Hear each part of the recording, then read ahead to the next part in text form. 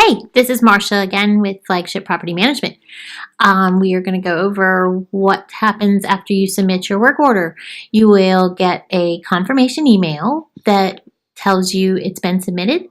Then you will get a follow-up email that shows that it's been assigned to the vendor. And then you will get any type of communication emails through email and through a text message.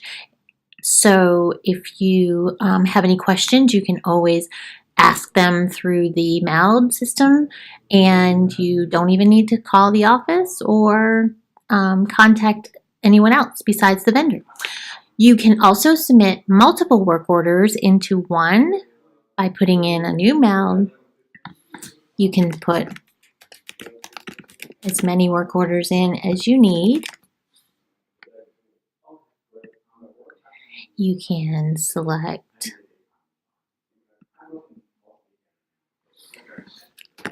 and then create in the description what exactly is going on with the items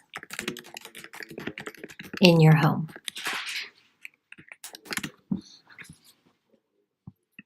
You can put the location, the hot water, and the leak. And then don't forget, if you need to be present, you put yes or no. And if you have pets, and then you'd hit create.